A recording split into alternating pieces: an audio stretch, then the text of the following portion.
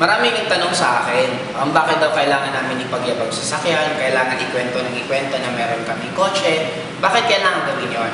Actually, sabi ko nga ulit, kailan tayo nangyayari na parang dumadating na yabang yung habang kinakwento namin? Kasi nga, ang tingin nyo ulit sa networking is iba. Parang ulitin ko, drawing ko lang. Ito ulit yung business, ito yung networking. Sa business, pag sila yung nagyabang na ang business namin maganda, kasi maganda yung upuan namin, maganda yung pwesto namin, masarap yung food na sinaserve namin, hindi yabang tawag doon. Pero sa amin kasi, ang pinaka-asset namin is sarili namin. Kumbaga, paano namin mapuprove na magandang networking kung walang nakikitang result sa amin? Hindi naman pwede namin bilhin ang lupa, tapos dala-dala namin yung titulo, yun ang pinapangyabang namin. Alay kung dala namin sa sakyan, automatic, pagdala, makikita talaga na totoo yung business at kumikita. Parang dito, sabi ng iba, mayabang kami kasi niyayabang namin yung sasakyan, yung income namin.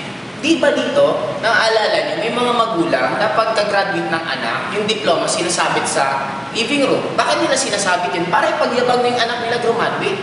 Kumbaga, para sa amin, yung achievement. May mga ibang magulang, yung medal ng anak talagang dinidisplay pa. Sa amin, ang achievement naman namin, yung sasakyan. Hindi naman namin pwedeng sasakyan isabit sa living room para patunayan na nandun. Diba? Kaya ang ginagawa lang namin, pareho lang naman. Nagyayabang din to, nagyayabang din to, nagyayabang din kami. Kaya lang, huwag nyo kaming isabihin na kami lang kasi pareho sila ginagawa nila.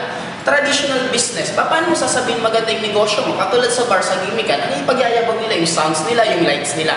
Sa amin naman, yung nakikita talaga mismo. Kaya in a way, pareho lang, gumagawa din sila ng ganon. Kaya actually, hindi siya yabang.